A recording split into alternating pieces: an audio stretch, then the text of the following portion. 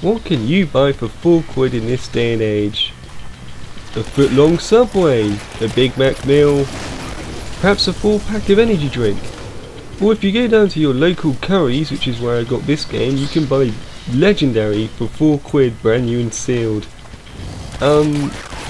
This game effectively is your bog standard first person shoot 'em up, but with a slight twist. Instead of fighting aliens, you're fighting mythological creatures. It's also got a bit of a reputation for not being a very good game. Admittedly, I picked it up because I thought, you know, it would be fun to review this game for you guys. I mean, it's £4, but as I played this game more and more, I actually started to enjoy it more and more. Does that mean this game's perfect and everyone should run out and buy it? Well, no, because there are some issues with this game. One of the major problems that most people have is the rigid level structure and the jump button. Look, I'm trying to jump over something that you'd easily be able to clamber over. Use your arms, you fucking moron! God! Anyway, the other problem, the linear level structure. Yeah, well, if you're going to compare this game to any kind of game, I'd say this is almost a carbon copy of Half-Life, but just using mythological creatures. Well, what do you mean? Well, the layout's very structured, it's very linear. You go to one room, you kill a bunch of enemies, or you solve a problem, normally some kind of hazard or something, you go on to the next floor. That's exactly what this game's like. Don't be expecting to go on a free roaming adventure around New York, because that's not what this game's like. You're trying to escape from fucking griffins and fire breathing monsters. You're not time for sightseeing, let me tell you. And the storyline's almost exact with a minor variation on it.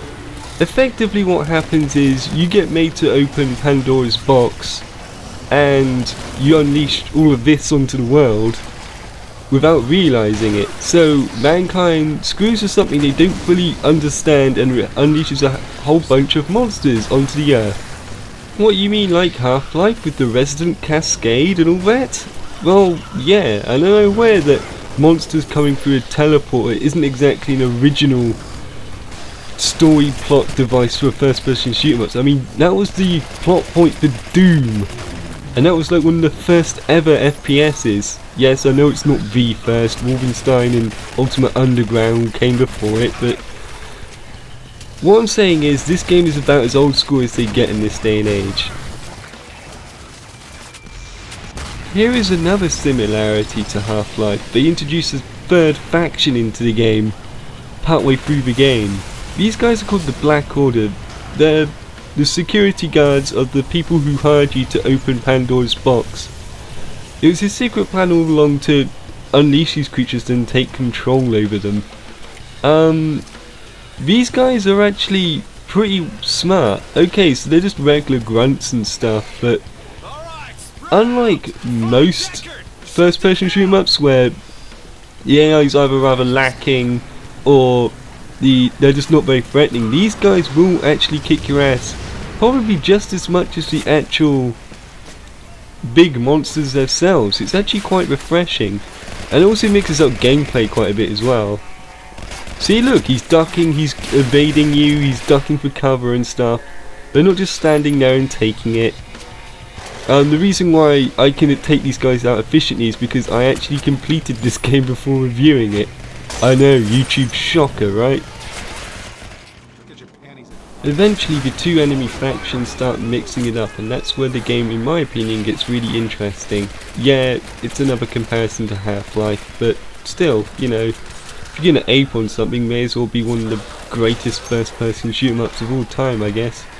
Generally though, this game does seem pretty well made. Again, not infantry ward standards, but it's not last gen like, which a lot of people have been saying. This gun's ridiculously accurate, and speaking of the guns, they're all pretty well balanced. Most of them actually have their uses, apart from perhaps the pistol once you start getting automatic weapons and stuff. The music is also really good. You probably noticed I actually like the music a lot, considering you saw the intro of this game, and there you go, those highly efficient Black Order soldiers killed my ass. The FMVs in this game generally either highlight the beginning of a chapter or highlight the introduction of a new monster. They're not bad.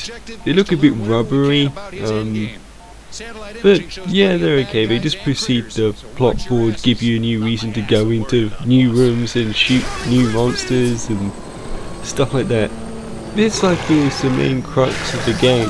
The reason why I'm not showing you the later levels of the game, even though I have access to them because I've beaten the entire game, is because the major draw of it is fighting the bigger, nastier monsters. Like, the game does progressively get harder and harder and harder. The last level borderlines on being bullshit, but that's not the point. While the game is very interesting in its own right, especially in the way of character design, it gets a demerit for reusing some of the same characters quite a lot, if that makes any sense. Like, a lot of the different enemy types is werewolf, stronger werewolf, even stronger werewolf, and yeah, they're very well animated and stuff, and the enemies themselves are pretty interesting to fight. It's just like, I don't know, it's like after a while there are only so many werewolves you can fight. This game also does get very, very creepy in places, like you're seeing here. These things especially are annoying because they tend to, they can phase. When they're in that white ghosty phasing, they can't be shot, so you have to wait for them to attack you and for them to unphase, or use your Palm's special ability and use the magic that you get from killing monsters to turn them back into solid form so you can shoot them in the face. They also have a really annoying habit of phasing into objects and then using that object as a weapon. So say like they phase into a table, they'll basically make the table fly about and then they'll try to slam the table into you, killing you. Really fucking annoying. As I was saying, this is an introduction to some of the new monsters, and look how gruesome it is. The game is actually relentlessly quite violent actually. I'd be very careful if you're thinking about buying this for your young kid, letting them actually play the game, because while it's not ridiculously violent, the game does happen to be quite unsettling in places.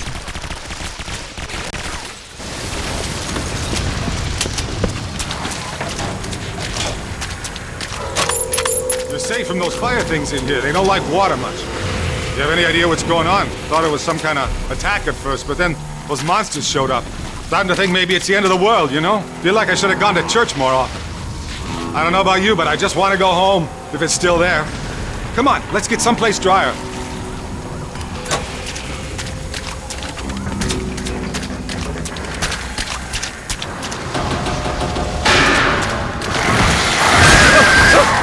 Something's coming! What the hell is that thing?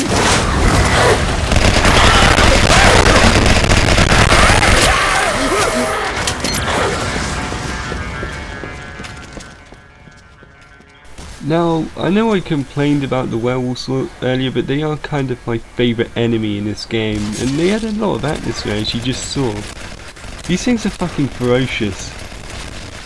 You also have to decapitate them to kill them properly. If you don't decapitate them and you kill them, they'll basically just come back to life. Anyway, final thoughts. This game is a pretty good game. It's not a great game, it's not terribly shit. The truth is, it's somewhere in between. Now, depending how much enjoyment you'll get out of this game, like I said, is depending on how much you like linear experiences. I happen to quite like linear, old school, just shoot the crap out of everything and not bother with anything too fancy kind of games, but I know a lot of other people like a little bit more variation, a little bit more thought put into their games. If that's you, don't bother picking this up. But if you do like those type of games and you find this in your bargain bin, pick it up. You'll be pleasantly surprised, I wager. Anyway, it's been Danny. I'll catch you guys later. Bye.